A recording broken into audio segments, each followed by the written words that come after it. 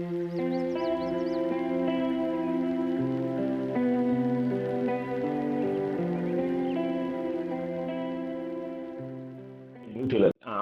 அருமை இரட்சகருமாகிய இயேசு கிறிஸ்துவின் நாமத்தில் உங்கள் எல்லோரையும் வாழ்த்தி வரவேற்கிறேன். அருமையாக ஜெபம் செய்து நம்மளை உற்சாகப்படுத்திய அருமையான அருள்மணி ஐயாவுக்கு நன்றி தெரிவித்துக் கொள்கிறேன். ஐயா ஜெபத்துல ஒரு வார்த்தை சொன்னாங்க, வசனம் கிடைக்கக்கூடாத நாட்கள் வருமோ என்று சொல்லி. ஆனால் அது ஆரம்பமாகிவிட்டது. சமீப நாட்களாக சில பிரபல்யமான ஊழியக்காரருடைய செய்திகளிலே அவர்களை பற்றியும் அவருடைய ஊழியங்களை பற்றியும் சொல்லப்படுகிற வார்த்தைகளுக்கு இணையாக வேத வசனம் அதிலே சொல்லப்படுவதில்லை. இவ்விதமாகத்தான் சாத்தான் வசனங்களை அவன் அகற்றி கொண்டிருக்கிறான். வசனம் இல்லாமல் வார்த்தைகளை போதிப்பவன் அவன் கர்த்தருக்குரிய ஊழியக்காரன் அல்ல. கர்த்தருக்குள் எப்பொழுதும் சந்தோஷமாயிருங்கள் என்ற தலைப்பில் இன்றைக்கு நாம் சத்தியத்தை கற்றுக்கொள்ளப் போகிறோம். ரொம்ப அருமையாக அப்போஸ்தலனாகிய பவுல் பிலிப்பியர் 4:4 ரொம்ப அருமையாக சொல்லுகிறார், கர்த்தருக்குள் எப்பொழுதும் சந்தோஷமா இருங்கள். நம்ம ரொம்ப சந்தோஷமா இருப்போம். சில நேரம் நம்ம எதிர்பார்த்த காரியம் நடந்துச்சா நமக்கு சந்தோஷம், வீட்டுல நல்ல காரியங்கள் நடக்கும்போது சந்தோஷம், கல்யாணம் நடந்தா சந்தோஷம், வேலை கிடைச்சா சந்தோஷம், குழந்தை பேரு சந்தோஷம், எல்லாரும் உறவினர்களா ஒன்று சேர்ந்து உட்பது சந்தோஷம். ஆனால் இங்கே சொல்லப்பட்டிருக்கிற சந்தோஷம் கர்த்தருக்குள் எப்பொழுதும் சந்தோஷம். அந்த வசனத்தை நான் வாசிக்கிறேன். பிலிப்பியர் 4:4 கர்த்தருக்குள் எப்பொழுதும் சந்தோஷமாயிருங்கள், சந்தோஷமாயிருங்கள் என்று மறுபடியும் உங்களுக்கு சொல்கிறேன். இந்த கடிதத்தை அவர் எழுதும் பொழுது அவர் சிறைச்சாலையில இருக்கிறார். அதனால்தானோ என்னவோ இந்த அதிகாரத்திலே அவர் 13-14 முறை இந்த வார்த்தையை ஜாய் அண்ட் ரிஜாய்ஸ் இந்த வார்த்தையை உபயோகிக்கிறார். ஒரு ஹாப்பி, சாதாரணமான ஹாப்பின்னு சொல்றோம், அப்படி இல்லை. ஒரு குதூகலம், ஒரு கொண்டாட்டம். கர்த்தருடைய பிள்ளையுடைய இருதயம் எப்பவுமே குஷியா இருக்கணும். இந்த உலகத்துக்குள்ள கவலையை கொண்டு வந்தது பிசாஸ்தான். நம்முடைய ஆதி தாய் தகப்பன் அவர்கள் ஏதேன் தோட்டத்துல இருந்த பொழுது அவர்கள் கர்த்தருக்குள் சந்தோஷமா இருந்தாங்க. அவங்க அந்த எல்லா இடத்தையும் கர்த்தர் அவங்களுக்கு என்ன அதிகாரம் கொடுத்தாருன்னா ஆண்டு அனுபவிங்கள் தான் சொன்னார். படைப்புகள் எல்லாம் அவர்களுக்கு கீழே அவர்களோடு உறவாட அங்கு தேவாதி தேவன், சர்வ வல்லமை உள்ள தேவன். ஆகவே அவர்கள் மிகுந்த மகிழ்ச்சியாக இருந்தார்கள். எங்கே சாத்தான் நுழைந்தானோ அங்கே தீராத கவலை வந்துவிட்டது. இன்னைக்கு ஏன் ஜனங்களை கவலை ஆட்கொண்டிருக்கிறது என்றால், நாம் உலகத்துக்குள் அதிகமாக போய்விட்டோம், சாத்தானுக்குள் அதிகமாக போய்விட்டோம். உலகத்துக்குள்ள போகிறதுனா என்ன அர்த்தம்னா சாத்தானுக்குள்ள போகிறது. எனக்கு அருமையான தேவனுடைய அன்பு பிள்ளைகளே, நான் இன்றைக்கு இந்த செய்தியை முடித்து விட்டு நான் ஈவினிங் உட்கார்ந்து ஒரு புக் படிச்சுட்டு இருந்தேன். அதுல வாட்ச்மேன் நீ அவருடைய ஒரு கருத்தை ரொம்ப அழகா எழுதியிருந்தார். வாட்ச்மேன் நீ அவர் சொல்றாரு, அந்த செகண்ட் கமிங் பற்றி இயேசு சொன்ன ஒரு காரியத்தை சொல்றாரு. லூக்கா 17 27, 28, 29 லூக்கா 17, 27, 28, 29. நோவா பேழைக்குள் பிரவேசித்த நாள் வரைக்கும் ஜனங்கள் புசித்தார்கள், பெண் கொண்டு கொடுத்தார்கள், ஜலப்பிரளயம் வந்து எல்லாரையும் அழித்து போட்டது. அதனால கவனிக்கணும், அதுக்குள்ள பிராக்கெட்டுக்குள்ள அப்படிப்பட்டங்கிற வார்த்தையை உபயோகிக்கணும். யாரு அந்த அழிவுக்கு, அந்த அழிவின் எச்சரிப்புக்கு கீழ்ப்படியலையோ அவர்களை அந்த அழிவு அழித்து போட்டது. அதே மாதிரி சொல்றாரு 28, 29 வருஷங்கள்ல லோத்தினுடைய நாட்களில் நடந்தது போலவும் நடக்கும். ஜனங்கள் புசித்தார்கள், குடித்தார்கள், கொண்டார்கள், விற்றார்கள், கட்டினார்கள். All are worldly activities. அப்போ அங்கே ஒரு கந்தக மழை பொழிகிறது. இந்த எச்சரிப்பின் சத்தத்தை கேட்டும் கீழ்ப்படியாதவர்கள் அழிந்து போனார்கள். அப்ப அவங்க எல்லாம் என்ன செய்யறாங்கன்னா இந்த உலகத்துக்குள்ள மூழ்கி கிடக்குறாங்க. இதுதான் இன்னைக்கு சாத்தானுடைய தந்திரம். 30வது வசனத்தை பாருங்க, மனுஷகுமாரன் வெளிப்படும் நாளிலும் அப்படியே நடக்கும். இதுதான் ஆண்டவர் சொன்ன ஒரு எச்சரிப்பு, அவருடைய வகையை குறித்து சொன்ன எச்சரிப்பு. இதுக்கு வாட்ச்மேன் நீ என்ன எழுதுறாருன்னு பாருங்க. இதுவரை இல்லாத அளவிற்கு இப்பொழுது உலக ஜீவியத்திற்கு ஜனங்கள் அதிக கவனம் செலுத்துவதை கவனித்தீர்களா? தேவ ஜனங்களுக்கு கூட உணவும் உடையும் இந்நாட்களில் விசேஷித்த பாரமாகிவிட்டன. அது குறித்து ஏன் பேசிட்டு இருக்கிறது? ஒரு ஊழியத்துக்கு ஒரு கூட்டத்துக்கு போகணும்னா எந்த கோட்டை போடுறது, எந்த சஃபாரியை போடுறது, எந்த கார்ல போய் இறங்குறது, இந்த அங்க என்ன சாப்பிடுறது, எங்க தங்குறது, இதுதான் இன்னைக்கு ஜனங்களுடைய அந்த ஊழியக்காரர்கள். அதே மாதிரிதான் விசுவாசிகளும். அடுத்த வார்த்தையை பாருங்க, உலகத்தின் அதிபதி எவ்வளவாய் இவர்களுக்குள் கிரியை செய்திருக்கிறான் என்பதையே நாம் கண்டு வியக்கிறோம். அப்போ பிசாசு ஊழியத்தினுடைய முக்கியத்துவத்தை திசை திருப்பி விட்டான். கிறிஸ்தவ வாழ்க்கையினுடைய முக்கியத்துவத்தை திசை திருப்பி விட்டான். நம்முடைய சிந்தனைகள் எல்லாம் உலகத்துக்கு அடுத்ததாக மாற்றி விட்டான். ஆகையினால இதுல என்னன்னா, சின்ன சின்ன காரியங்களுக்கும் நம்மை கவலைகள் சூழ்ந்து கொண்டது. சின்ன சின்ன காரியங்கள், ஆடைக்கு அடுத்த காரியங்கள், உணவுக்கு அடுத்த காரியங்கள், தங்குவதற்கு அடுத்த காரியங்கள், உறவினர்களை சந்திப்பதற்கு அடுத்த காரியங்கள், வேலைக்கு அடுத்த காரியங்கள், எல்லாத்திலையும் கவலை தான். ஆனா சர்ச்சுக்குள்ள போய் உட்கார்ந்து ஃபாதர் பாட்டை பாடி குதூகலம் கொண்டாட்டமேனு ஒரே கொண்டாட்டம் தான். அது முடிச்சு வந்த உடனே திண்டாட்டம் தான். எனக்கு அருமையான தேவனுடைய அன்பு பிள்ளைகளே, நீங்க பவுல் இந்த நிருபத்தை எப்பொழுது தெரியுமா? நீங்க லூக்கா அப்போஸ்தலர் 16ஆம் அதிகாரம் 12 முதல் 40 முடிய இந்த சம்பவம் சொல்லப்பட்ட இடம்.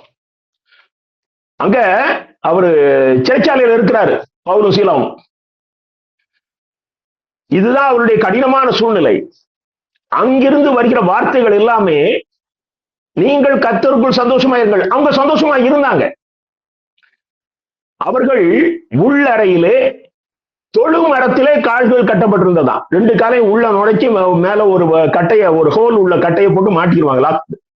எழும்ப முடியாது, வெளியே வர முடியாது, நிக்க முடியாது, படுக்கதான். அதுக்குள்ள இருந்து வருகிற உற்சாகம். அப்போ எப்பொழுது உலகம் உன்னை பாதிக்கவில்லையோ அப்பொழுது உனக்குள் கர்த்தருடைய சந்தோஷம் இருக்கும். ஹல்லேலூயா. எப்பொழுது உலகம் உன்னை பாதிக்கவில்லையோ அப்பொழுது கர்த்தருடைய சந்தோஷம் உனக்குள் நிறைவாயிருக்கும். இந்த நிருபத்திலே பவுல் ஒரு இடத்தில் கூட முறுமுறுக்கவில்லை. எனக்கு அருமையான தேவனுடைய அன்பு பிள்ளைகளே, கவலைகளா கண்ணீரா இங்க ஓடிவாங்கிறாங்க. கூட்டம் கொஞ்சம் கவலையை ஏற்றி அந்த கூட்டத்துல இருந்து வீட்டுக்கு அனுப்பிடுறாங்க. எந்த கூட்டத்திலையும் போய் யாரும் கவலையில விடுதலை பெற்று வந்தது போல நான் உணரவில்லை. உன் கவலைக்கும் கண்ணீருக்கும் விடியல் தருகிற இடம் இந்த வேத புத்தகம் தான். இந்த வேத புத்தகம் தான். இதுல நீ எவ்வளவு நேரம் செலவழிக்கிறாயோ அதுதான் உனக்கு இந்த விடுதலை தர முடியும். எனக்கு அருமையான தேவனுடைய அன்பு பிள்ளைகளே, பிலிப்பியர் 1ஆம் அதிகாரம் 3ஆம் வசனத்தை பார்ப்போம். பிலிப்பியர் 1ஆம் அதிகாரம் 3ஆம் 4ஆம் வசனம். சுவிசேஷம் உங்களுக்கு அறிவிக்கப்பட்ட நாள் முதல் இதுவரைக்கும் நீங்கள் அதற்கு உடன்பட்டவர்களானபடியால் நான் பண்ணுகிற ஒவ்வொரு விண்ணப்பத்திலும் உங்கள் அனைவருக்காகவும் சந்தோஷமாக விண்ணப்பம் பண்ணுகிறேன். நான் உங்களுக்கு நற்செய்தியை அறிவித்த பொழுது அந்த நற்செய்திக்கு நீங்களும் உடன்பட்டு விரும்பி அந்த வார்த்தைகளை கேட்க வந்து அமர்ந்து அதை உட்கொண்டபடியினாலே நான் உங்களுக்காக ஜெபிக்கும் பொழுது எனக்குள் ஒரு நிறைவான சந்தோஷம் வருகிறது. வார்த்தைகளை விரும்பி கேட்ட பிள்ளைகள், இதான் அப்போஸ்தலனாகிய பவுல் அங்கே சொல்கிறார், I pray with joy. எனக்கு அருமையான தேவனுடைய அன்பு பிள்ளைகளே, சத்தியத்தை நீங்க அதிகமா நேசிக்கும் போது எல்லாமே செகண்டரி. உலகத்தின் காரியங்கள் எல்லாமே செகண்டரி. நீங்க உலகத்து காரியங்களை நீங்கள் அதிகமாக முக்கியத்துவப்படுத்துவீர்களே ஆனால்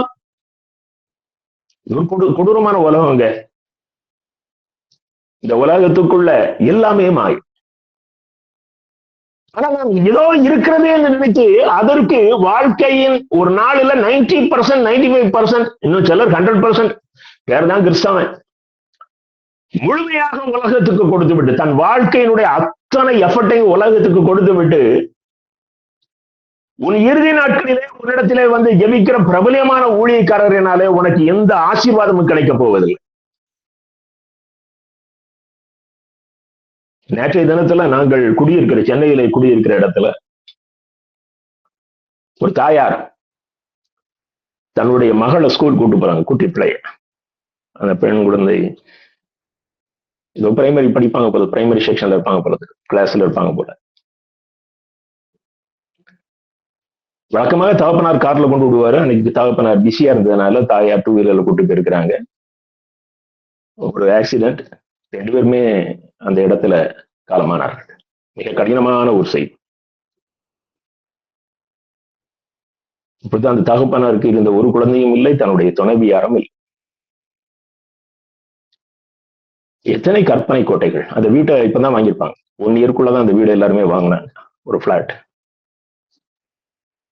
நம்முடைய கற்பனைகளுக்கு அளவே கிடையாது. எல்லாருமே உலகத்துல எப்படி வாழ்றோம் அப்படின்னா, ஐ எம் பெர்மனன்ட், நான் இந்த உலகத்துல நிரந்தரம். இது சாபக்கு. இன்னைக்கு இந்த சாபக்கட்டை உருவாக்குறது யார் என்றால், வேதத்தை சரியாக கற்றுக் கொடுக்காத கையவர்கள். வேதத்தை சரியாக கற்றுக் கொடுக்காத கையவர்கள், உலகத்தானுடைய உறவினர்கள். ஆகையினால்தான் அவர்கள் உலகத்தை குறித்தே பேசிக் கொண்டிருப்பார். எனக்கு அருமையான தேவனுடைய அன்பு பிள்ளைகளே, உலகம் நமக்கு சதம் அல்ல. ஆகையினால் தான் அப்போஸ்தலன் பவுல், நீ எப்பொழுதும் சந்தோஷமாயிரு என்று அவர் எழுதிவிடாமல் மிக அழகாக சொல்கிறார், கர்த்தருக்குள் சந்தோஷமாயிருங்கள். ஆமா, கர்த்தருக்குள்ளதான் சந்தோஷமா இருக்க முடியும். அங்கேதான் நமக்கு ஒரு ஹோப் இருக்குது, அங்கேதான் ஒரு நம்பிக்கை இருக்குது. இந்த அழிவுகள், இந்த இழப்புகள் நம்மை எந்த சூழ்நிலையிலும் பாதிக்காது என்கிற ஒரு உணர்வை கொடுப்பது கர்த்தருக்குள் நாம் வாழ்கிற வாழ்க்கை தான். நீங்க பிலிப்பியர் அங்க 1ஆம் அதிகாரம் அடுத்த 4-2 வருஷங்களை பாருங்க, 5-6 வசனங்களை பாருங்கள்.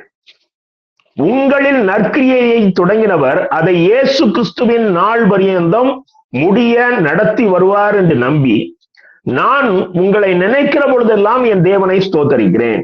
அங்க சொல்றாரு, நான் ஜெபிக்கும் உங்களுக்காக நான் சந்தோஷத்தோட விண்ணப்பம் பண்ணுகிறேங்கிறார். இப்போ உங்களை நினைக்கும் போது எனக்கு ஒரு ஹாப்பினஸ். கர்த்தர் இவர்களை கைவிட மாட்டார், ஒரு நல்ல மகிழ்ச்சி. ஆகினால நான் உங்களை நினைக்கும் போது எனக்குள்ள ஒரு மகிழ்ச்சி. அந்த சந்தோஷத்தோடு நான் கர்த்தரை துதிக்கிறேன்.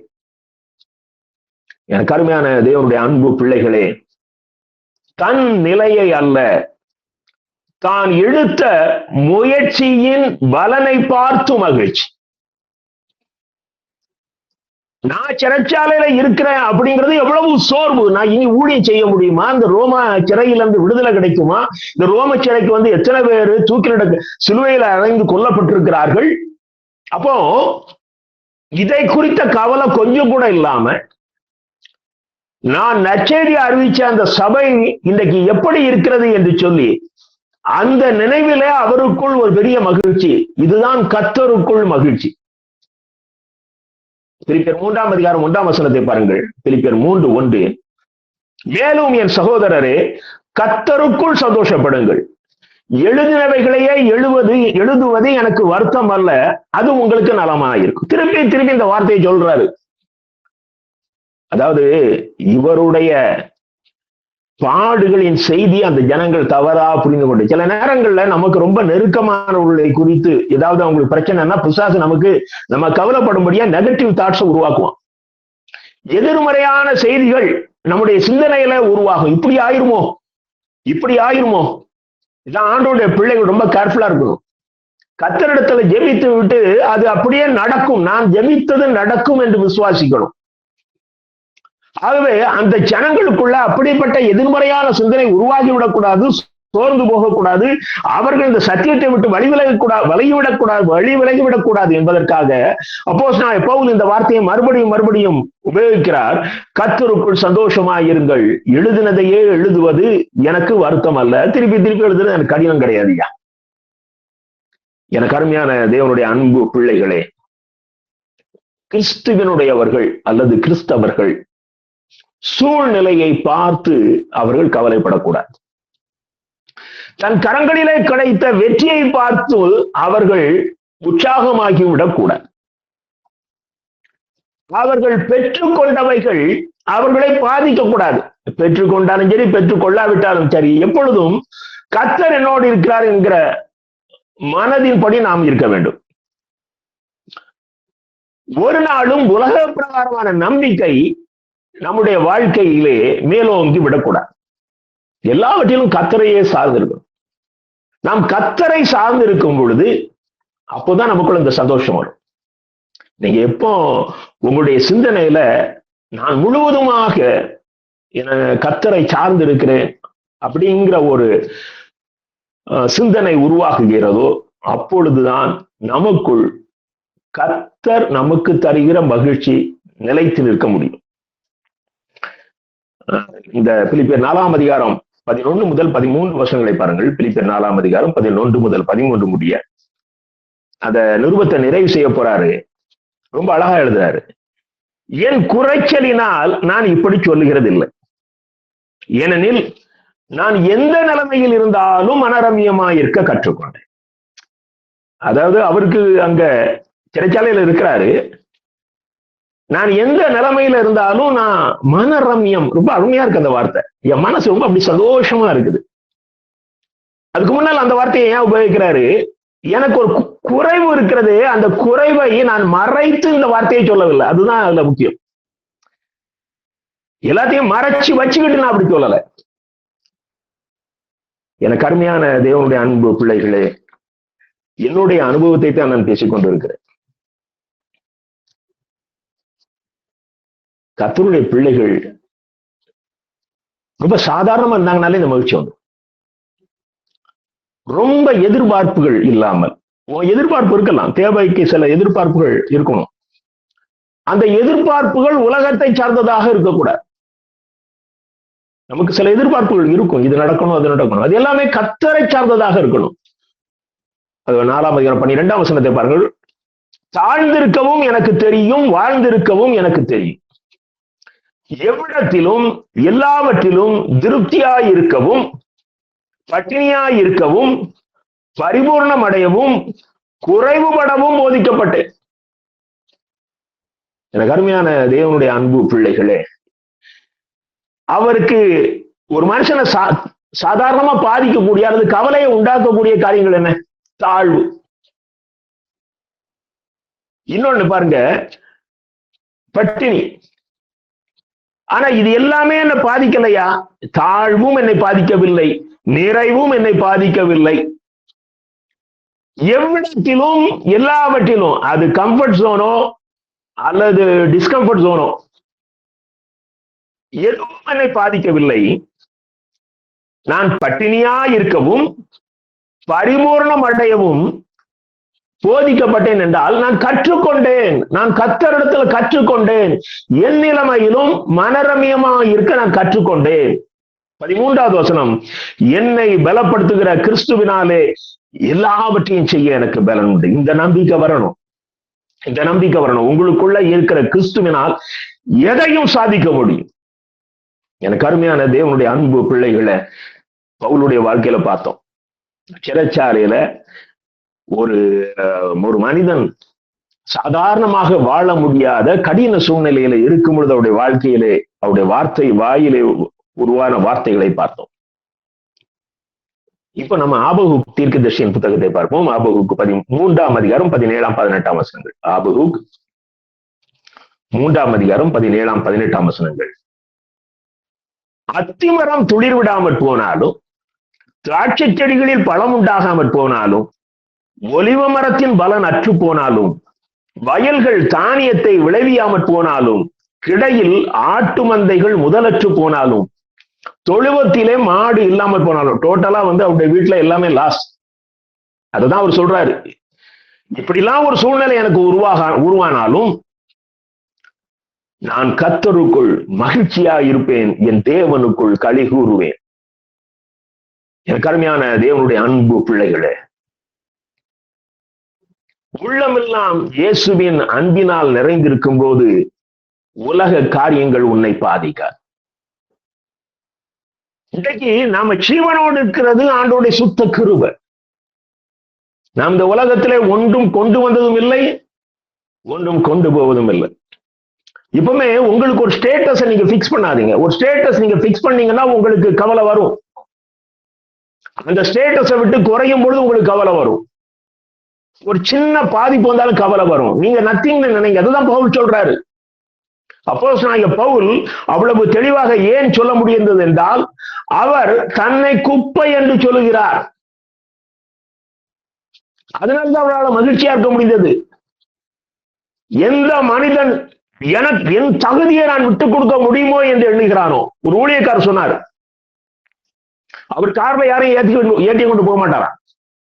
ஏன்னா அவர் ஆண்டவரோடு உறவாடும் பொழுது இவர்களை ஏற்றி கொண்டு வந்தால் அவருக்கு இடையூறாகி விடுமா. எனக்கு புரியாத புதிராக இருக்கிறது. தனக்கு ஒரு ஸ்டேட்டஸ் வைத்துக் கொள்வது, தனக்கு ஒரு ஸ்டேட்டஸ். எனக்கு அருமையான தேவனுடைய அன்பு பிள்ளைகளே, எனக்கு எந்த ஸ்டேட்டஸும் கிடையாது சொன்ன முதல் பரிசுத்தமான ஊழியக்காரர் அப்போஸ்தலனாகிய பவுல். நான் குப்பை என்று அவர் ஒத்துக்கொண்டார். எனக்கு அருமையான தேவனுடைய அன்பு பிள்ளைகளே, இந்த மகிழ்ச்சியை, இந்த சந்தோஷத்தை நான் எப்படி பெற்றுக்கொள்வது? இந்த நிரந்தரமான மகிழ்ச்சியை நான் எப்படி பெற்றுக்கொள்வது? நல்லா கவனிங்க. முதல்ல நீங்க ரட்சிக்கப்பட்டிருக்கணும்.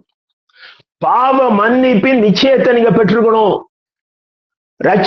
உண்மையாய் ரட்சிக்கப்பட்ட பிள்ளைகள், சிலருக்கு ரட்சிக்கப்பட்ட தேதி உண்டு, அந்த நாளோட அந்த எக்ஸ்பீரியன்ஸ் முடிஞ்சு போகும். தினசரி காலையில இன்னைக்கு என் ரட்சிப்பை பாதுகாத்துக் கொள்ள எனக்கு உதவி செய்யுங்கன்னு ஜெபியுங்க.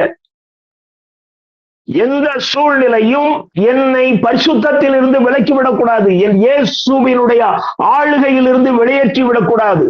இதுதான் அதிகாலை ஜெபமா இருக்கணும். இரவு ஜெபம் நம்மை பாதித்த காரியங்கள், நம்முடைய நான் கண்ட்ரோல் பண்ணியும் முடியாம சில நேரத்துல சில பாவத்துல நான் அநியாயமா விழுந்து விட்டேனே, ஞாபகம் வரும். ஞாபகம் வரலன்னா அறியாமல் செய்த பாவங்கள் என்று சொல்லுங்கள். இரவுல பாவங்களை கழுவி சுத்திகரித்து அப்படி படுத்து தூங்கும் போது ஒரு பரிசுத்தமான தூங்கணும். படுக்கையில மரணம் வருமே, ஆனால் அது உன்னை பரலோகத்துக்கு அழைத்து செல்லும். எனக்கு அருமையான தேவனுடைய அன்பு பிள்ளைகளே, கர்த்தருக்குள் மகிழ்ச்சியாக இருக்க வேண்டுமானால் அனுதின ரட்சிப்பு அவசியம், அனுதின சுத்திகரிப்பு அவசியம். நீங்க இந்த பவுலுடைய சம்பவத்தை நம்ம அப்போஸ்தலர் 16ஆம் அதிகாரம் 30 முதல் 34 வசனங்கள்ல பாருங்க. அவர் சிறைச்சாலையில இருக்கிறாரு. அங்கே சிறைச்சாலை காவல்காரன் நடந்த சம்பவங்களை பார்த்து அவன் பவுல்கிட்ட கேட்கிறான். அப்போ 30ஆம் வசனத்தை பாருங்க. ஆண்டவர்மாரே, ரட்சிக்கப்படுவதற்கு நான் என்ன செய்ய வேண்டும் என்று கேட்கிறான். ஆண்டவராகிய இயேசு கிறிஸ்துவை நீ விசுவாசி, அப்பொழுது நீயும் உன் வீட்டாரும் ரட்சிக்கப்படுவீர்கள். அந்த இரவிலேயே அவர் ஞானஸ்நானம் எடுத்துக் கொள்ளுகிறார். வசனம் 34 பாருங்கள். பின்பு அந்த சிறைச்சாலை காவற்காரன் அவர்களை தன் வீட்டிற்கு கூட்டிக் கொண்டு போய் அவர்களுக்கு போஜனம் கொடுத்து தன் வீட்டார் அனைவரோடு கூட தேவனிடத்தில் விசுவாசம் உள்ளவனாகி மகிழ்ச்சியா இருந்தான். பாருங்க, இதுவரைக்கும் அப்படி ஒரு மகிழ்ச்சி அவனுடைய வீட்டுக்குள்ள வரல. இன்னைக்கு அவன் ரட்சிக்கப்பட்டு குடும்பமா ரட்சிக்கப்பட்ட உடனே அந்த வீட்டுக்குள்ள முதல் முறையாக ஒரு ரட்சிப்பு வருகிறது, ஒரு மகிழ்ச்சி வருகிறது. எனக்கு அருமையான தேவனுடைய அன்பு பிள்ளைகளே, உன் குடும்ப ரட்சிப்பு, தனி மனித ரட்சிப்பு உனக்குள்ள மகிழ்ச்சியை கொண்டு வரும். ஒவ்வொருத்தரா ரட்சிக்கப்பட்டுரும். வீட்டுல ரட்சிக்கப்படாத ஒருத்தர் கூட இருக்கக்கூடாது. நல்லா கவனிங்க. ஊழியம் பண்றோம், மனைவி ரட்சிக்கப்பட்டுக்கணும், கணவன் ரட்சிக்கப்பட்டிருந்தா, பிள்ளைகள் ரட்சிக்கப்பட்டுக்கணும், பேர பிள்ளைகள் ரட்சிக்கப்பட்டுக்கணும். இதுதான் சிந்தனையா இருக்கணும். ஏங்க, நம்ம ஒரு வெளிநாட்டுக்கு, ஒரு ஃபாரின்ல ஏதோ நாட்டை போய் பார்க்கணும்னு ஆசைப்பட்டா நீங்க போறீங்க, பிறகு நம்ம பிள்ளைகள் இந்த இடத்தை பார்க்கணும்னு ஆசைப்படுறோம், நம்ம குடும்பத்தாரை கூட்டிக் கொண்டு போகணும்னு ஆசைப்படுறோம். அழிந்து போகிற உலகத்தின் காரியத்திலே உங்களுக்கு அத்தனை ஆர்வம் இருக்குமே, ஆனால் அழியாத ராஜ்யத்தை நீ சுதந்திரித்துக் கொண்ட பிறகு உன்னுடைய குடும்பத்தில் உள்ள அத்தனை பேரும் சுதந்திரித்துக் கொள்ள வேண்டும் என்ற எண்ணம் உனக்கு வர வேண்டாமா? மகிழ்ச்சியை தருகிற ரட்சிப்பு. 1 பேதுரு 1ஆம் அதிகாரம் 8ஆம் 9ஆம் வசனத்தை பாருங்க. 1 பேதுரு 1ஆம் அதிகாரம் 8ஆம் 9ஆம் வசனங்கள். அவரை நீங்கள் காணாமல் இருந்தும் அவரிடத்தில் அன்பு கூறுகிறீர்கள். இதுதான் ரட்சிப்பு. அவரை நீங்கள் காணாமல் இருந்தும் அவரிடத்தில் அன்பு கூறுகிறீர்கள். இப்பொழுது அவரை தரிசியாமல் இருந்தும் அவரிடத்தில் விசுவாசம் வைத்து, தரிசியாமல் இருந்தும்னா பார்க்காம இருந்தும், சொல்லி முடியாததும் மகிமையால் நிறைந்ததுமாயிருக்கிற சந்தோஷம் உள்ளவர்களாய் களி கூர்ந்து உங்கள் விசுவாசத்தின் பலனாகிய ஆத்தும ரட்சிப்பை அடைகிறீர்கள். அப்போ காணாத தேவனிடத்திலே உன்னை ஒப்பு கொடுத்து நீ சுத்திகரிக்கப்பட்டதினாலே உனக்குள்ளே சொல்ல முடியாதது, மகிமையால் நிறைந்தது, அப்படிப்பட்ட சந்தோஷம் உனக்குள்ள வருது. என் அன்பு தேவனுடைய பிள்ளையே, உண்மையாய் ரட்சிக்கப்பட்டவர்கள். ஏன் அந்த உண்மையாங்கிற வார்த்தையை உபயோகிக்க கூடாதுன்னு உபயோகிக்க வேண்டியது இருக்கு. ஏன்னா இன்னைக்கு பொய் ரட்சிப்பு நிறைய இருக்கு. ஒரு கூட்டத்தில் போனா ரட்சிக்கப்பட்டவர்கள் கையை ஓய்த்துறாங்க. பிறகு பார்த்தா அந்த கூட்டம் எதுக்கு நடக்குன்னா விடுதலைக்கான கூட்டமா. பிறகு எதுக்கு உனக்கு விடுதலை? நீ ஏற்கனவே விடுதலை அடைந்து விட்டாயே, ஏன் உனக்கு விடுதலை? மாயமாகமான காரியங்கள் ஒரு கூட்டத்தை நடத்தணுங்கிறது நடத்துறது. இன்னைக்கு நமக்கு சத்தியம் எந்த அளவுக்கு போயிருக்கணும் அப்படின்னா, நம்முடைய வார்த்தைகள், நாம் பவுல் எந்த அளவுக்கு ஆழமான சத்தியத்தை ஆண்டவரிடத்திலிருந்து கற்றுக்கொண்டாரோ அந்த சத்தியத்தை நாம் இன்றைக்கு சபைகள்ல சொல்லிக் கொடுக்கணும். ஆனால் இன்னமும் நாம் குழந்தைகளுக்கு சொல்லிக் கொடுக்கக்கூடிய சத்தியத்தையே சொல்லிக் கொடுத்து கொண்டிருக்கிறோம். எனக்கு அருமையான தேவனுடைய அன்பு பிள்ளைகளே, நீ கர்த்தருக்குள் மகிழ்ச்சியாக இருக்க வேண்டுமானால் நீ கர்த்தருடைய உண்மையான ரட்சிப்பை நீ பெற்றுக்கணும். நீங்க லூக்கா 15ஆம் அதிகாரத்துல 3 சம்பவத்தை பாக்குறோம். ஒண்ணு, ஒரு ஆடு தொலைஞ்சு போச்சு, ஒரு வெள்ளி காசு தொலைஞ்சு போச்சு, ஒரு மகன் தகப்பனை விட்டு பிரிஞ்சு போறான். அப்போ இந்த பொருட்கள் கிடைக்கும் பொழுது, இந்த மகன் மனம் திரும்பி வரும் பொழுது அந்த இடங்களிலே ஒரு பெரிய மகிழ்ச்சி வருவதை கர்த்தர் உவமையாக நமக்கு கற்றுக் கொடுக்கிறார். ஆனா சொல்லிட்டு அவர் என்ன சொல்றார் பாருங்க, லூக்கா 15ஆம் அதிகாரம் 7ஆம் வசனம் பின்பகுதியை பாருங்கள். மனம் திரும்புகிற ஒரே பாவி நிமித்தம் பரலோகத்தில் மிகுந்த சந்தோஷம் உண்டாயிருக்கும் என்று உங்களுக்கு சொல்லுகிறேன். அப்போ பரலோகத்தில் சந்தோஷம் உண்டாகுதுன்னா அந்த ரட்சிக்கப்பட்ட மனிதனுடைய இருதயத்துல எவ்வளவு பெரிய சந்தோஷம் வரும். நான் ரட்சிக்கப்பட்டுட்டேன், என் பாவத்தெல்லாம் கர்த்தர் மன்னிச்சுட்டார், என்னுடைய பழைய பாவங்கள் அருவருப்பானவை. அப்ப இதையெல்லாம் கர்த்தர் என்னை மன்னித்து இன்னைக்கு என்னை பரிசுத்தமாக்குறதுனாலே இந்த சந்தோஷம் உனக்குள்ள வரும்போதுதான் பரலோகத்துல சந்தோஷம். எனக்கு அருமையான தேவனுடைய அன்பு பிள்ளைகளே, உண்மையான ரட்சிப்பு உனக்குள் கர்த்தர் தருகிற மகிமையான சந்தோஷத்தை உனக்கு தரும். இரண்டாவதாக பார்ப்போம், உங்கள் பெயர்கள் ஜீவ புத்தகத்திலே எழுதப்பட்டிருக்கிறது என்கிற நம்பிக்கை நமக்கு மகிழ்ச்சியை தருகிறது. என்னைக்கு ரட்சிக்கப்பட்டோமோ அன்னைக்கு நம்முடைய பெயர்கள் ஜீவ புத்தகத்தில் எழுதப்படும். வெளிப்படுத்தல் 21ஆம் அதிகாரம் 24ஆம் வசனத்தை பாருங்க. வெளிப்படுத்தல் 21, 24. ரட்சிக்கப்படுகிற ஜனங்கள் அதன் வெளிச்சத்திலே நடப்பார்கள். பரலோகத்துல அங்க சூரியன் சந்திரன் எல்லாம் கிடையாது, கர்த்தரே அங்கு வெளிச்சமாயிருப்பார். அவருடைய வெளிச்சத்துல ரட்சிக்கப்படுகிற ஜனங்கள் நடப்பார்கள் என்றால் பரலோகம் இந்த ரட்சிக்கப்பட்ட ஜனங்களாலதான் நிரம்பி இருக்கும். அப்ப ரட்சிப்பு உனக்கு ஒரு மகிழ்ச்சியை தருது.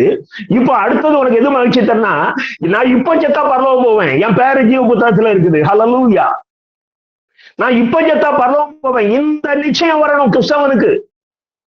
எனக்கு அருமையான தேவனுடைய அன்பு பிள்ளைகளே, இந்த நிச்சயம் இல்லாமல் நாம் வாழ்கிற வாழ்க்கை, சண்டையான ஒரு பைபிள் எடுத்துக்கிட்டு அப்படியே சர்ச்சுக்கு சோகமா போயிட்டு வர்றது, சர்ச்சுக்கு உள்ளேயும் வெளியேயும் தேவையற்ற காரியங்களை பேசுறது, வீட்டுல வந்து தேவையில்லாத காரியங்களை பேசுறது.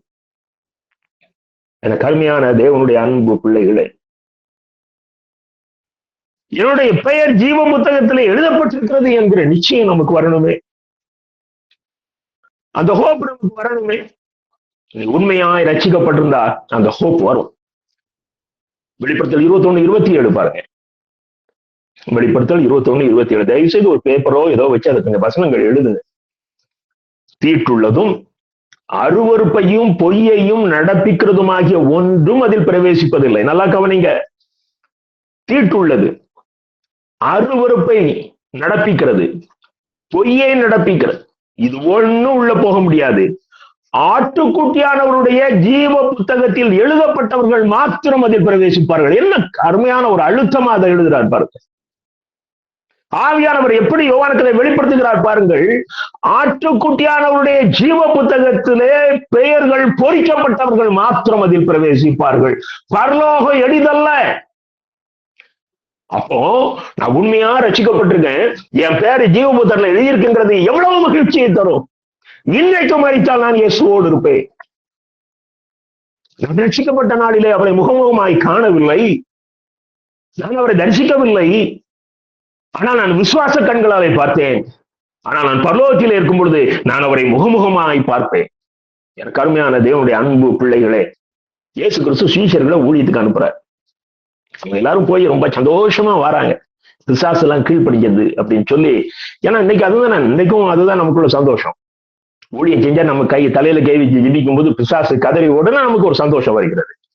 கடுமையான தேவனுடைய அன்பு பிள்ளைகளே, அங்க இயேசு என்ன சொல்றாரு பாருங்க. லூக்கா 10ஆம் அதிகாரம் 19, 20 வசனங்களை பாருங்க. இதோ சர்ப்பங்களையும் தேள்களையும் விதிக்கவும் சத்துருவினுடைய சகல வல்லமையையும் மேற்கொள்ளவும் உங்களுக்கு அதிகாரம் கொடுக்கிறேன். ஒன்றும் உங்களை சேதப்படுத்த மாட்டாது. ஆகிலும் ஆவிகள் உங்களுக்கு கீழ்ப்படுகிறதற்காக நீங்கள் சந்தோஷப்படாமல் உங்கள் நாமங்கள் பரலோகத்தில் எழுதி இருக்கிறதுக்காக சந்தோஷப்படுங்க. ஏற்கனவே பலமுறை பார்த்தோம். மலைப்பிரசங்கத்துல ஆண்டவர் என்ன சொல்றாரு? அற்புதம் செய்தேன் அப்படின்னு சொல்றவங்களை பார்த்து சொல்றாரு, அக்கிரம செய்கைக்காரங்கிறாரு. இங்க சொல்றாரு, நான் ஜெபிக்கும் பொழுது பிசாசுகள் நடுங்கி ஓடுகின்றன என்று சொல்லி நீ சந்தோஷப்படாதப்பா, அது கிடக்கட்டும். ஆனால் உன் பெயர் ஜீவ புத்தகத்திலே எழுதப்பட்டிருக்கிறதுக்காக சந்தோஷப்படும். அப்போ வேதத்துல மிகப்பெரிய மகிழ்ச்சி என்ன என்று சொன்னால், ஒரு மனிதனுடைய பெயர் ஜீவ புத்தகத்துல எழுதப்படுறது. அதுதான் பெரிய மகிழ்ச்சி. இதைத்தான் அப்போஸ்தலனாகிய பவுல் ஒவ்வொரு திருச்சபைக்கும் வலியுறுத்துகிறார்.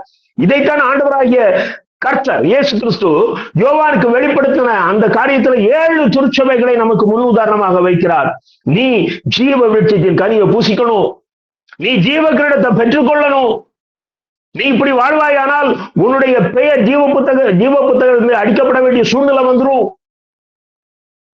எனக்கு அருமையான தேவனுடைய அன்பு பிள்ளைகளே, உண்மையான ரட்சிப்பு மிகுந்த மகிழ்ச்சியை கொடுக்கும். என் பெயர் ஜீவ புத்தகத்திலே எழுதப்பட்டிருக்கிறது என்கிற நிச்சயம் மிகுந்த மகிழ்ச்சியை கொடுக்கும். பிலிப்பியர் 4ஆம் அதிகாரம் 2 முதல் 4 வசனங்களை பாருங்க. பிலிப்பியர் 4ஆம் அதிகாரம் 2ஆம் வசனம் முதல் 4ஆம் வசனம் முடிய. கர்த்தருக்குள் ஒரே சிந்தையாய் இருக்க யயோதியாளுக்கும் சிந்திகையாளுக்கும் புத்தி சொல்கிறேன். அன்றியும் என் உத்தம கூட்டாளியே, அவர்களுக்கு உதவியாயிருக்கும்படி உன்னையும் வேண்டிக் கொள்கிறேன். அவர்கள் கிளேமெந்தோடும் மற்றும் என் உடன் வேலையாட்களோடு கூட சுவிசேஷ விஷயத்தில் என்னோட கூட மிகவும் பிரயாசப்பட்டார்கள். இந்த யயோதியாளும் சிந்திகையாளும் நான் ஊழியம் செய்யும் பொழுது அவங்க இன்னும் ஒரு சிலரோட சேர்ந்து எனக்கு ரொம்ப கோஆபரேட் பண்ணாங்கப்பா அப்படின்னு சொல்லிட்டு அடுத்த வார்த்தை சொல்றாரு, அவர்களுடைய நாமங்கள் ஜீவ புத்தகத்துல இருக்குது. பரிசுத்தமான ஊழியக்காரனுடைய அவார்டை பாருங்க, அந்த 2 பேருடைய பெயரும் ஜீவ புத்தகத்துல இருக்குது அப்படின்னு சொல்லிட்டு அடுத்த வார்த்தை சொல்றாரு. இன்னைக்கு செய்திக்கு ஆதாரமான வசனத்தை சொல்றாரு, கர்த்தருக்குள் எப்பொழுதும் சந்தோஷமாயிருங்கள் என்று மறுபடியும் சொல்லுகிறேன். எனக்கு அருமையான தேவனுடைய அன்பு பிள்ளைகளே, என்றைக்கு நம்முடைய பெயர்கள் ஜீவ புத்தகத்துல எழுதப்படுதோ அன்னைக்கு பரலோகத்தின் மகிழ்ச்சி நம்ம வீட்டுக்குள்ள வருது. கர்த்தருடைய மகிழ்ச்சி நம்ம வீட்டுக்குள்ள வருது. இந்த நிச்சயம் நமக்கு வரணும்.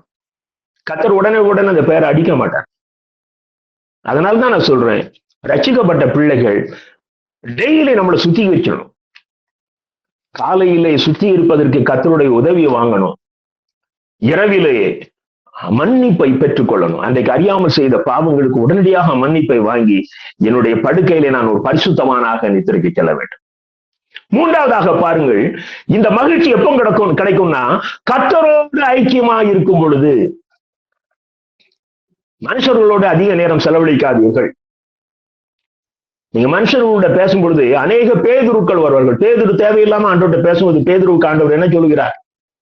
அப்பாலை போ சாத்தான். இந்த தேவையில்லாத வார்த்தைகளை உங்களிடத்துல பேசும்படியாக, ரட்சிக்கப்பட்ட பிள்ளைகளிடத்துல பேசும்படியாக பிசாசானவன் அவன் மனித உருவத்திலே உங்களை அணுகுவான். 2 கொரிந்தியர் 13ஆம் அதிகாரம் 11ஆம் வசனத்தை பாருங்கள். 2 கொரிந்தியர் 13ஆம் அதிகாரம் 11ஆம் வசனம். கடைசியாக சகோதரரே, சந்தோஷமாயிருங்கள், நற்சீர் பொருந்துங்கள், ஆறுதல் அடையுங்கள், ஏக சிந்தையாயிருங்கள், சமாதானமாயிருங்கள். அப்பொழுது அன்புக்கும் சமாதானத்துக்கும் காரணராகிய தேவன் உங்களோட கூட இருப்பார். நல்லா கவனிங்க, இதை அப்படியே மாத்தி போடுங்க.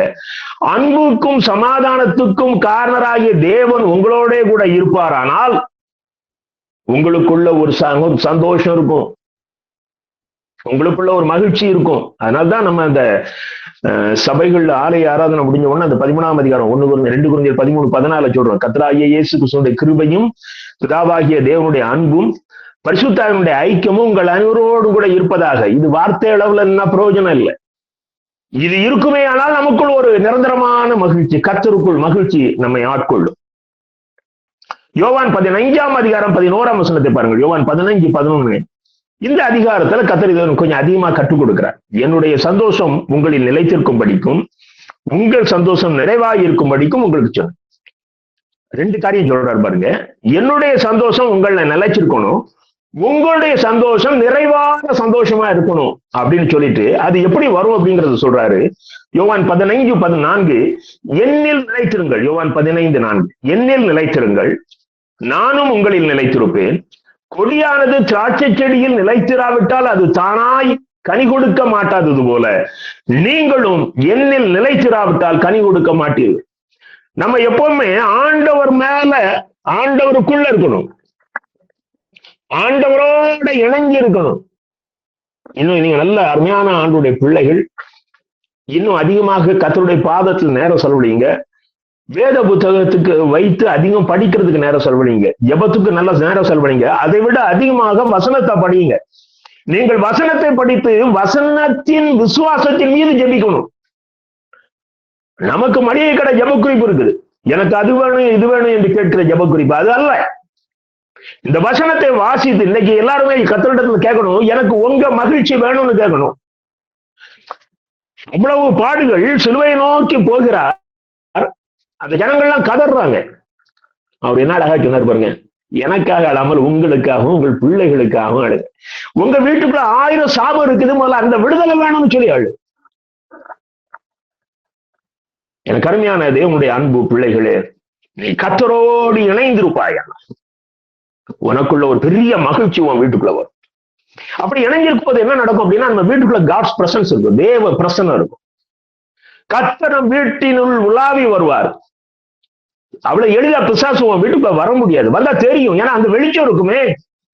ரட்சிக்கப்படுகிற ஜனங்களின் வெளிச்சத்திலே நடப்பார்கள் என்றால் ரட்சிக்கப்படுகிற பிள்ளைகள் வாழுகிற இடங்களிலே அவர்களை சுற்றிலும் அந்த வெளிச்சம் இருக்கும்.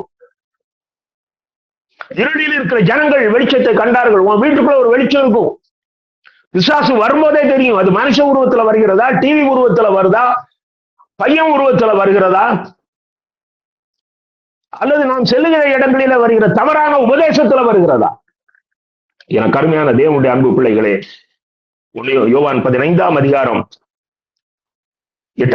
பாருங்கள். யோவான் 15:8 நீங்கள் மிகுந்த கனிகளை கொடுப்பதினால் என் பிதா மகிமைப்படுவார், எனக்கும் சீஷராயிருப்பீர்கள். நாம் அவரோடு ஐக்கியமாகும் பொழுது நம்மிலிருந்து ஆவியின் கனிகள் வெளிப்படும். பரலோகத்திலும் சந்தோஷம், பிதா மகிமைப்படுவார், நீங்கள் எனக்கு சீஷராயிருப்பீர்கள். கர்த்தருடைய பிள்ளைகள் எப்பொழுதும் சந்தோஷம் தானே. 4வதாக பார்ப்போம். ஆண்டவருடைய பிள்ளைகளுக்கு துன்பங்கள் உண்டு, அந்த துன்பத்திலும் மகிழ்ச்சி. பாடுகள் உண்டு, இதை மறைக்க முடியாது. இதை மறைச்சு ஒரு செய்தியை சொல்ல முடியாது. கண்டிப்பா பாடுகள் உண்டு. நாம் ஏற்கனவே கடந்த செய்திகளை நாம் அதை கற்றுக்கொண்டிருக்கிறோம். ஆகவே சில வசனங்களை நான் சொல்லி இந்த குறிப்பை கடந்து செல்ல விரும்புகிறேன். மத்தேயு 5:11-12 வசனங்கள். என் நிமித்தம் உங்களை நிந்தித்து, நல்லா கவனிக்கணும், இந்த பாடுகள் இயேசு நிமித்தம் வருகிற பாடுகள், நம்முடைய செயல்களினாலே வருகிற பாடுகள் அல்ல. என் நிமித்தம் உங்களை நிந்தித்து துன்பப்படுத்தி பலவித தீமையான மொழிகளையும் வார்த்தைகளையும் உங்களுக்கு விரோதமாய் சொல்வார்களானால், பொய்யாய் சொல்வார்களானால், நல்லா கவனிங்க, உங்களுக்கு விரோதமாக பொய்யாய் சொல்வார்களானால் பாக்கியவான்களாய் இருப்பீர்கள். சந்தோஷப்பட்டு களி கூறுங்கள், பரலோகத்தில் உங்கள் பலன் மிகுதியாய் இருக்கும். உங்களுக்கு முன் இருந்த தீர்க்கதரிசிகளையும் அப்படியே துன்பப்படுத்தினார்களே. எனக்கு அருமையான தேவனுடைய அன்பு பிள்ளைகளை, நீ ஆண்டவருடைய பிள்ளையா மாறும் பொழுது உனக்கு போராட்டம் வரும். இவன் என்ன ஜெபிக்கிறார்? நீ ரட்சிக்கப்பட்டிருப்பா, நீ கர்த்தருடைய பிள்ளையாக நீ உண்மையா வாழ்ந்து கொண்டிருப்பா. ஆனா உனக்கு விரோதமாக பிசாசு உன் பழைய பாவத்தை சொல்லி உன்னை வசவுபாட வைப்பான், உன்னை குறித்து அவதூறாக பேச வைப்பான். ஆண்டவர் எவ்வளவு அழகா சொல்றாரு, நீ சந்தோஷப்பட்டு கழிவுற, பரலோகத்துல உன் பலன் மிகுதியாகி இருக்கும். எனக்கு அருமையான தேவனுடைய அன்பு பிள்ளைகளே, அதனால்தான் அப்போஸ்தலனாகிய பவுல் அவ்வளவு பாடுகள். 2 கொரிந்தியர் 7:4 பின்பகுதி பாருங்கள். 2 கொரிந்தியர் 7:4 பின்பகுதி, எங்களுக்கு உண்டான சகல உபத்திரவத்திலேயும் பரிபூர்ண சந்தோஷமா இருக்கிறது. எங்களுக்கு எவ்வளவு பாடுகள் வந்தது. பரிபூர்ண சந்தோஷமா இருக்கிறேன். அது எப்படி முடியும்? எங்களுக்கு உண்டான சகல உபத்திரவத்திலையும் பரிபூர்ணமான ஒரு சந்தோஷம். அது கொலோசியர் 1:24 பாருங்க. இப்பொழுது நான் உங்கள் நிமித்தம் அனுபவிக்கிற பாடுகளில் சந்தோஷம் அடைந்து கிறிஸ்துவனுடைய உபத்திரவங்களில் குறைவானதை அவருடைய சரீரமாகிய சபைக்காக என் மாம்சத்துல நிறைவேற்றேன். அவருடைய சபைக்காக என் சரீரத்தில் அனுபவிக்கிற பாடுகள் எனக்கு மகிழ்ச்சியை தருகிறது. நீங்க அப்போஸ்தலர் 20, 24, 25 சொல்றாரு, எனக்கு எருசலேமுக்கு போனா பாடுகள் உண்டுன்னு சொல்றாங்க, ஆவியானவரும் உணர்த்துறாரு. ஆனாலும் ஒன்றையும் குறித்து கவலைப்படேன். அப்போஸ்தலர் 20, 24, 25, 25ஆம் வசனத்தை பாருங்கள். அவைகளில் ஒன்றையும் குறித்து கவலைப்படேன், என் பிராணனையும் நான் அருமையாக என் உயிரையும் நான் நேசிக்கல, என் ஓட்டத்தை நான் சந்தோஷமாய் முடிக்க விரும்புகிறேன். என் அன்பு தேவனுடைய பிள்ளைகளே, நீ கிறிஸ்துவுக்காக பாடுகள் அனுபவிக்கும் பொழுது உனக்கு ஒரு மகிழ்ச்சி இருக்கும். ஆகையினால் தான் இரத்த சாட்சி மரணங்கள், நீங்க அந்த வரலாறுகளை படித்து பாருங்கள். ஒரு இரத்த சாட்சி மரணம் அடைந்த அந்த மிஷினரிகள் ஒருவரும் சோர்ந்து போகல, கதறல. அவர்களுக்குள்ள ஒரு பெரிய பீஸ்ஃபுல்னஸ், ஒரு நிறைந்த மகிழ்ச்சி. ஒருத்தர் சொல்றாரு, நான் இங்கே அல்லேலூயா என்று சொல்லும் பொழுது என்னுடைய 2வது அல்லேலூயாவை நான் பரலோகத்திலே இயேசுவின் முன் சொல்லுவேன். சில மிஷினரிகளுக்கு அவருடைய குழந்தைகளை முன்னால வச்சு மறுதலிக்க சொன்னாங்க. அந்த குழந்தைகள் சொன்னாங்க, அப்பா மறுதலிக்காதீங்க, நாங்க இயேசு கிட்ட போவோம். பாடுகள் ஒரு பக்கம், ஆனால் உலகத்தால் எடுக்கப்பட முடியாத மகிழ்ச்சி அவருடைய இருதயங்களை ஆட்கொண்டிருந்தது. கடைசியாக தேவையில் உள்ளவர்களுக்கு கொடுப்பதிலே சந்தோஷம். அது கொடுத்து பாருங்களேன். ஏதோ நம்ம கிட்ட கொஞ்சம் இருக்குது. எனக்கு இந்த என்னுடைய சின்ன வயதுல நான் பாக்குறேன், அன்னைக்கு ஏழைகளுக்கு கொடுப்பதில்லை, இவங்ககிட்ட கொஞ்சம் தான் இருக்கும், அதை சந்தோஷமா கிறிஸ்தவங்க கொடுப்பார். ஆனா இன்னைக்கு நம்ம ஏழைகளுக்கு கொடுக்கறது இல்லை. பணக்கார ஊழியக்காரனுக்கு நீ கொடுக்குற, அவன் ஒரு பெரிய லக்ஸுரி காரை வாங்குறான், சார்ட்டர்ட் பிளைட்டை வாங்குறான், கடைசியில் அவனும் நரகத்துக்கு போவான், இன்னும் நரகத்துக்கு போவான். ஏழைகளுக்கு கொடுக்கிற அந்த சிந்தனை நமக்கு யாரும் திரும்பி தர முடியாது, அவங்களுக்கு கொடுக்கணும். எவ்வளவு அழகா சொல்றாரு அந்த ஐஸ்வர்யவான் ஆண்டவர், உன்னிடத்துல உள்ள வித்து தரித்திரனுக்கு கொடு, அப்பொழுது பரலோகத்துல உனக்கு பொக்கிஷம் உண்டாயிருக்கும். உனக்கு பரலோகத்துல பொக்கிஷம் உண்டானால் நீ அந்த பொக்கிஷத்தை அனுபவிப்பதற்கு நீ அங்க போவார். என்ன ஹோப், எவ்வளவு பெரிய மகிழ்ச்சி. அதனால்தான் மக்கதோனிய திருச்சபை மக்கள் தங்கள் மிகுந்த உபத்திரவத்திலும் உற்சாகமாய் கொடுத்தார்கள். வசனம் சொல்லுது, சந்தோஷமாய் கொடுத்தார்கள். எனக்கு அருமையான தேவனுடைய அன்பு பிள்ளைகளே, தங்கள் பரிபூர்ண 2 Corinthians 8ஆம் அதிகாரம் 2ஆம் வசனம், தங்கள் பரிபூர்ண சந்தோஷத்தினாலே மிகுந்த உதாரத்துவமாய் கொடுத்தார். கொடுக்கிறதுல அவ்வளவு தருத்திரம், அவ்வளவு பாடுகள், அவ்வளவு உபத்திரவம், ஆனாலும் அவர்கள் பரிபூர்ண சந்தோஷமாய் கொடுத்தார். எனக்கு அருமையான தேவனுடைய அன்பு பிள்ளைகளே, ஆனாலும் உலகத்துல உங்களுக்கு சில காரியங்கள் நடக்கிறதுனால வர்ற சந்தோஷத்தை கர்த்தர் கொடுக்கிற சந்தோஷம் என்று நீங்கள் எண்ணி விடாது.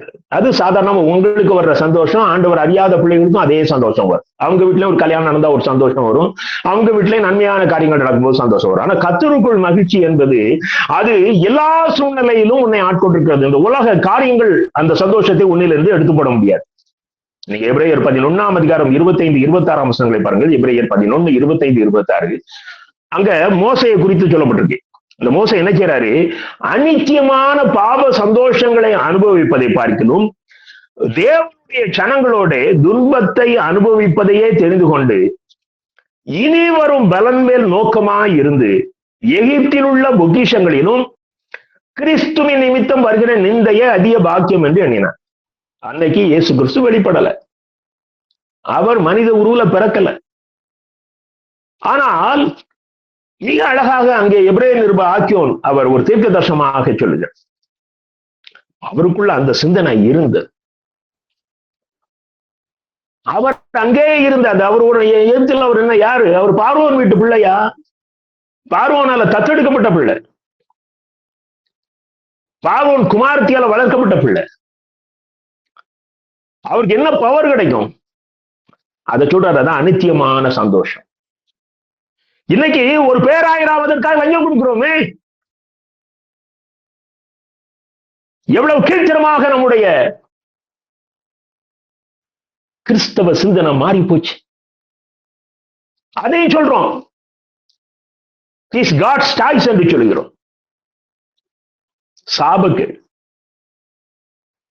வேதத்தை படியுங்கள். தேவையற்ற வார்த்தைகளை மற்றவரை உற்சாகப்படுத்துவதற்காக உதிர்த்து விடாதீர்கள். கர்த்தர் எப்படி சிந்திப்பாரோ அப்படி சிந்தியுங்கள். கர்த்தர் எப்படி பேசுவாரோ அப்படி பேசுங்கள். கர்த்தருடைய மகிழ்ச்சி உங்கள் எல்லோரையும் ஆட்கொள்ளும். மனமகிழ்ச்சி நல்ல மருந்து. மனமகிழ்ச்சி முகமகிழ்ச்சியை தரும். கர்த்தருக்குள் எப்பொழுதும் சந்தோஷமாயிருங்கள். 1 தெசலோனிக்கேயர் 5ஆம் அதிகாரம் 16ஆம் வசனத்துல அப்போஸ்தலன் பவுல் சொல்கிறார், கர்த்தர் எப்பொழுதும் சந்தோஷமாயிருங்கள் சொல்லிட்டு அவர் சில யோசனைகளை சொல்றாரு. எப்படி சந்தோஷமா இருக்கணுமா? இடைவிடாமல் ஜெபம் பண்ணணுமா? எல்லாவற்றிலேயும் ஸ்தோத்திரம் செய்யுங்கள். அப்படி செய்வதே கிறிஸ்து இயேசுவுக்குள் உங்களை குறித்து தேவனுடைய சித்தமாயிருக்கிறது. இன்னும் அடுத்தாப்புல ஒண்ணு சொல்றாரு, ஆவியை அவித்து போடாதீங்க. உங்களுக்குள்ள இருக்கிற இந்த பரிசுத்த ஆவியானவருடைய கிரியையை ஒரு நாளும் நீங்க அவித்து போட்டுறாதீங்க. அதை அப்படியே மடங்கடிக்காதீங்க. நீங்க கர்த்தருக்குள் எப்பொழுதும் சந்தோஷமாயிருங்கள். எனக்கு அருமையான தேவனுடைய அன்பு பிள்ளைகளே, இந்த சந்தோஷம் இன்றைக்கு உங்களுக்குள் வருவதாக, உங்கள் குடும்பத்துக்குள் வருவதாக. நாம் பரலோக பாக்கியவான்கள். நாம் தேவனை முகமுகமாய் பார்க்க போகிறவர்கள். கர்த்தர் அந்த மிகப்பெரிய ஆசீர்வாதத்தை இன்றைக்கு இந்த செய்தியை கேட்ட உங்கள் ஒவ்வொருவருக்குள்ளும் தருவாராக. ஆமென்.